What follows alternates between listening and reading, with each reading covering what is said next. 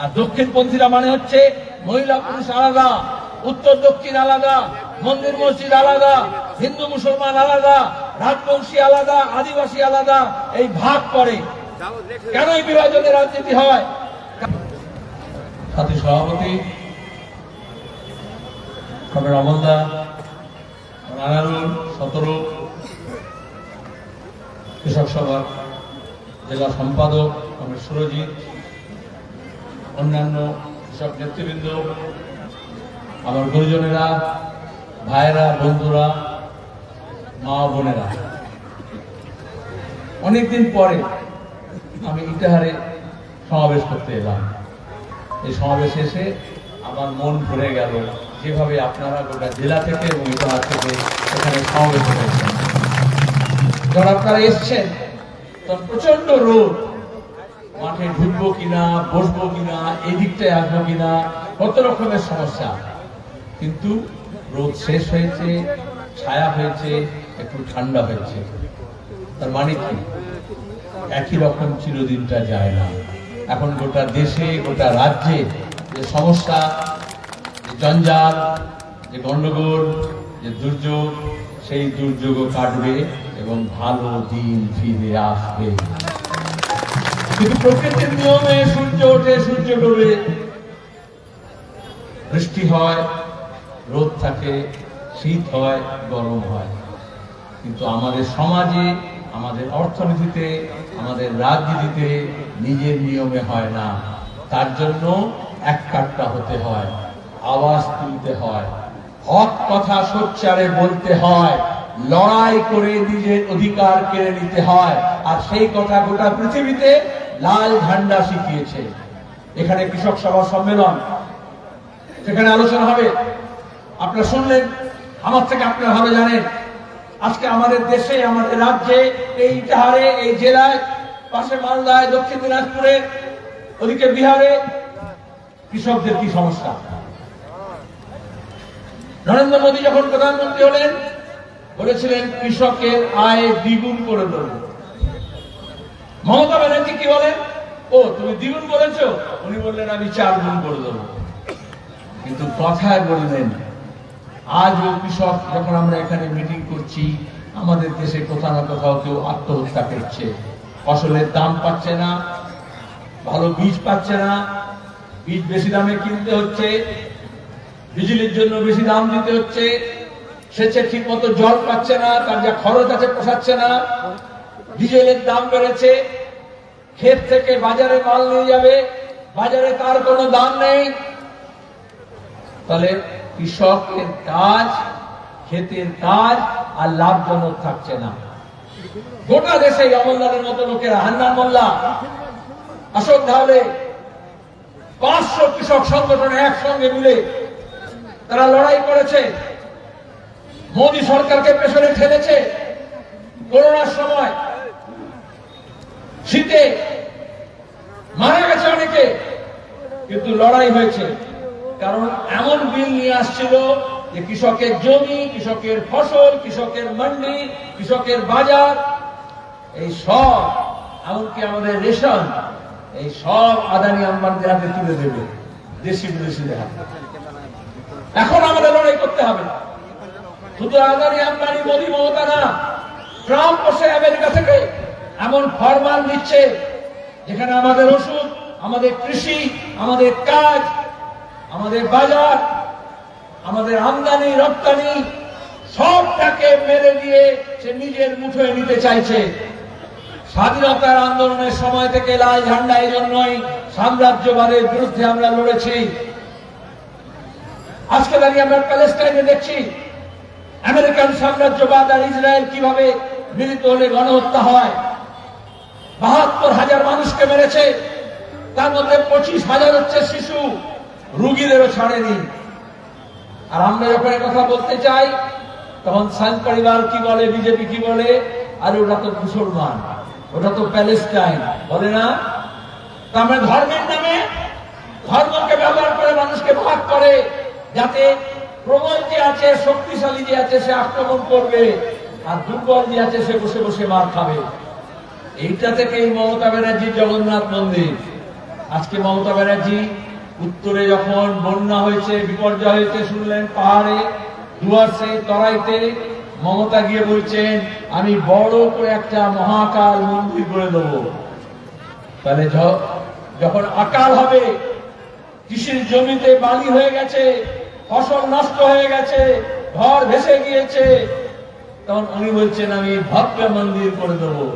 আকালের মোকাবিলা তিনি মহাকাল দিয়ে করবেন। আরে উত্তরবঙ্গের বিস্তীর্ণ অঞ্চলের মানুষ, ডুয়ার্সের মানুষ মহাকালকে মানে, কিন্তু মোদী বলেছিল না করোনার সময় থালা বাজাবেন, এগুলোকে বলে বুজরুগি।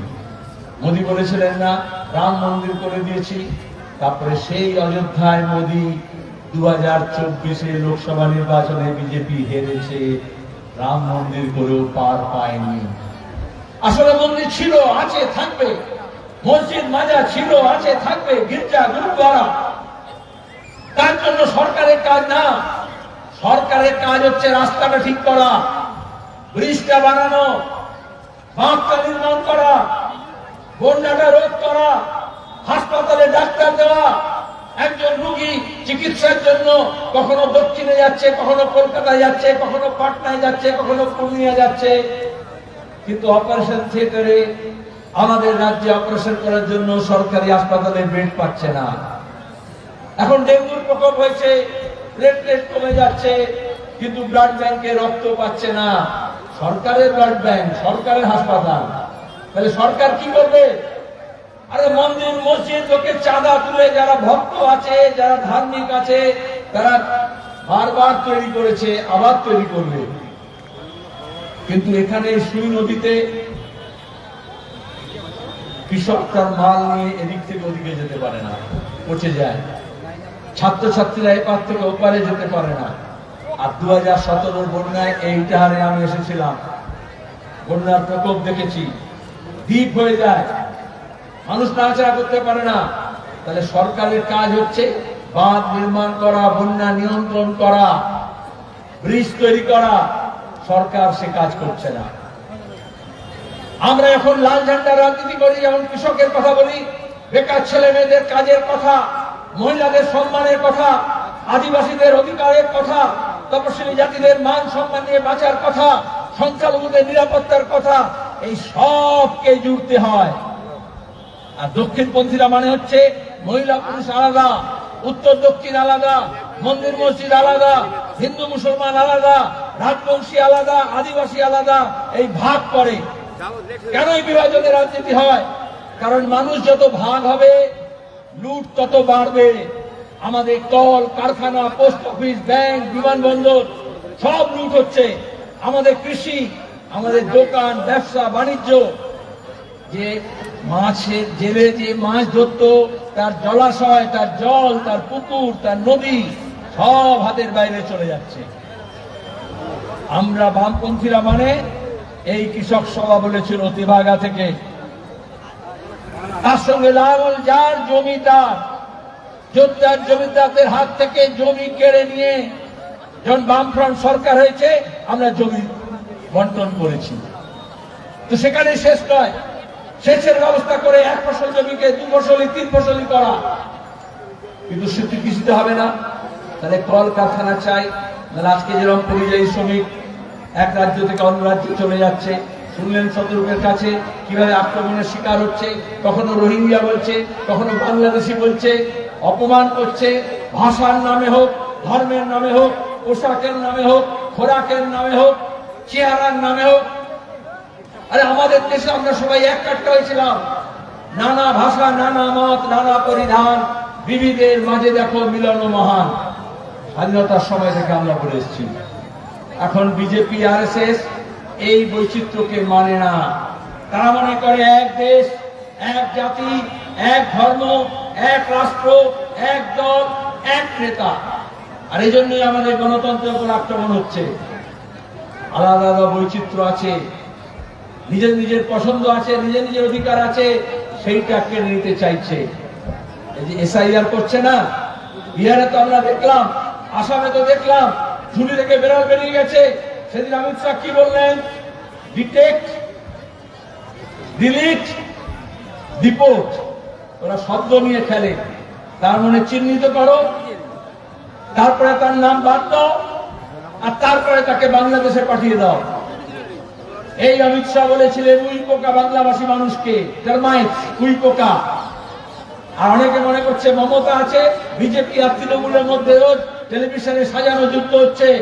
এই মমতা পার্লামেন্টে গিয়ে যখন আব্বানি বাজপেয়ীর সঙ্গে ছিলেন, যখন ইউপিএ সরকার ছিল, বাংলার ভোটার লিস্ট নিয়ে স্পিকারের টেবিলে ছুঁড়ে ফেলে দিয়ে বলেছিলেন এই ভোটার লিস্টে বাংলাদেশি নাম আছে, এই নামগুলো না কাটলে 2006-এর ভোট করতে দেব না।